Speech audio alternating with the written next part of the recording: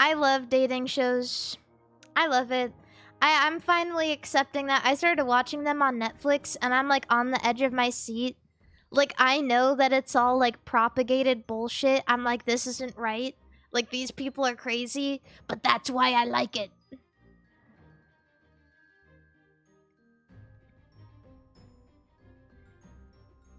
Yeah, I like it. Mari, do you have dating advice to give from those shows? Yeah. If you're autistic, then you can find an equally autistic baddie out there to match you. They do exist. They really do.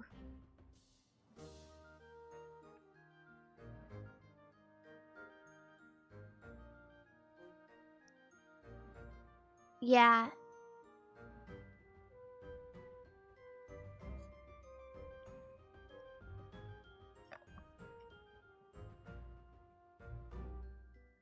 I've if you guys can't tell, I did start watching Love on the Spectrum. Do I have to be autistic to pull an autistic baddie? This might be a controversial thing to say. I don't think you have to be autistic to pull an autistic baddie, but you might have to be a little bit autistic to keep one.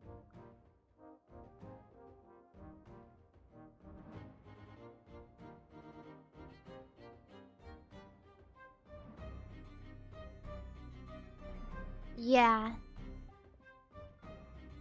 Or at least, like,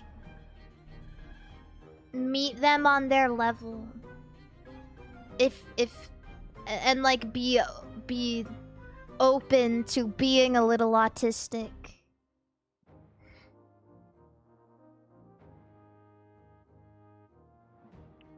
Yeah. There's nothing in autistic, but you know what? I was watching Love on the Spectrum, and sometimes I was like, damn, I kind of totally get that. Because to a lot of people, obviously a lot of the people on Love on the Spectrum, they're like pretty far on the autism spectrum a lot of the time. But as somebody who is very like in love with my own interests,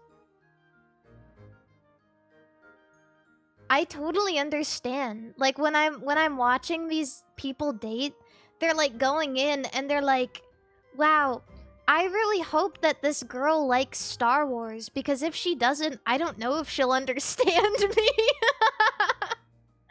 And I'm like, damn, dude, I totally get it.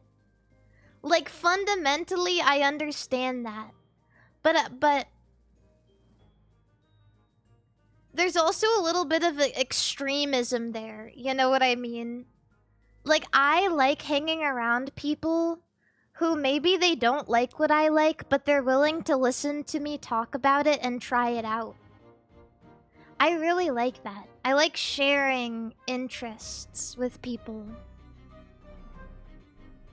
But these like on Love on the Spectrum, a common theme you'll see is a lot of these people are going into these dates and they're like, I like samurais, and if they don't like samurais, I don't think it's gonna work.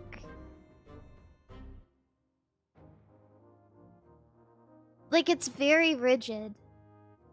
And I'm like, you know what? On a specific level, I get that.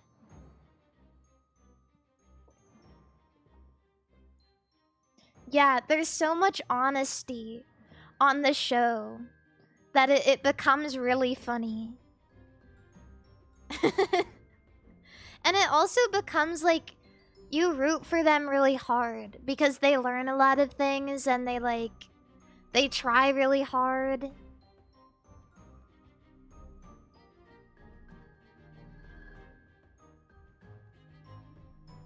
Yeah.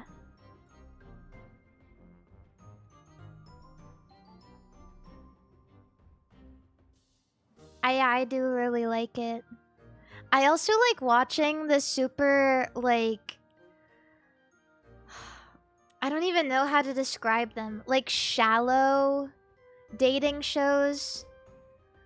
All of the normie dating shows are so fucking shallow. Like you can't help but just love it.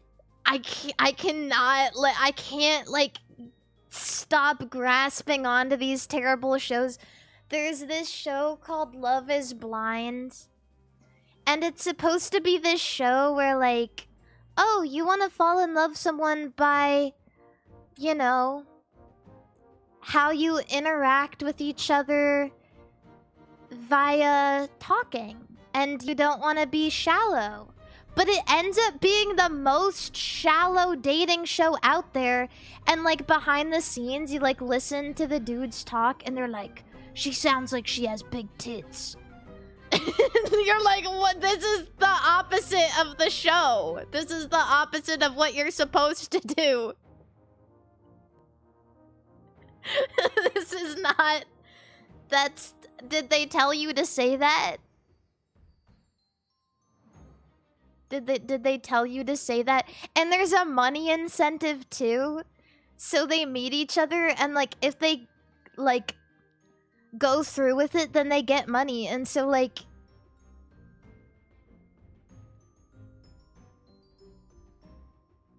it just breeds a bunch of terrible conversation.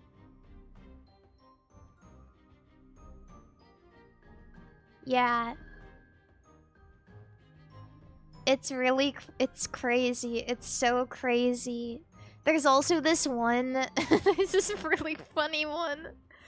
I wish I could remember what it's called. I think it's called Age of Attraction, where they take a bunch of really young people and a bunch of really old people, like 20, 21, like 22, and then they take a bunch of older people, like, you know, 40s, sometimes 50s, and they all put them in one place, and there's like some in between too, but it's like what they're trying to do is no one is allowed to tell each other their age until they confess to loving each other,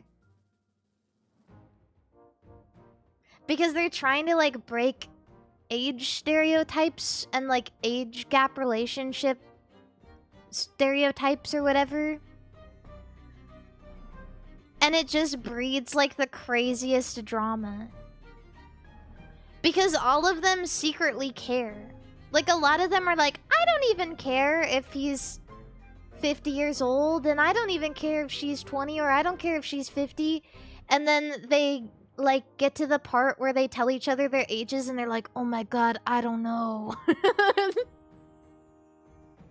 Even though they had a great connection, and then all of a sudden they're like, oh my god, you're 8 years older than me, I can't do this.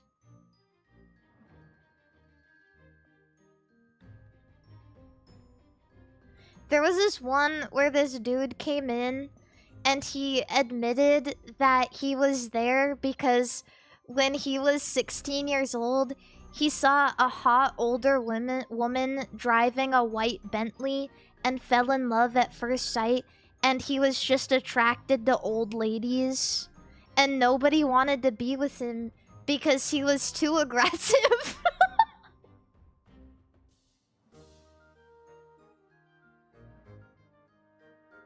Because he was just like too aggressive about it.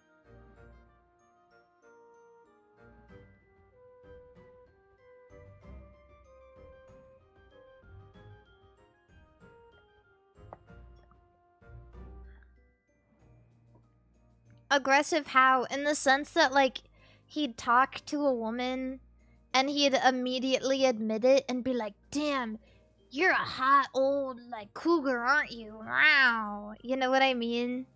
And they'd be like, oh, and not want to talk to him. There was this really weird interaction too where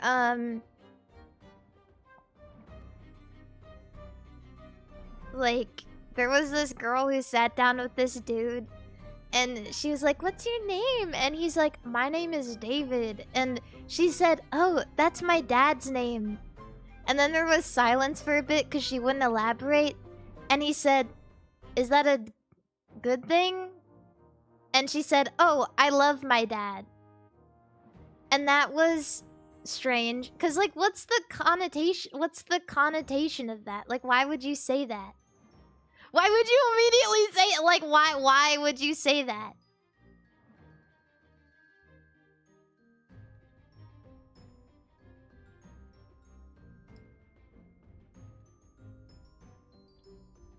It was awkward. I think it wouldn't have been as awkward if he was like, "Oh, right on," but he was clearly like uncomfortable about it. So, cause he didn't like that. He didn't like what she said. But yeah, I love watching terrible dating shows. It's been kind of my guilty pleasure for like the past month or so.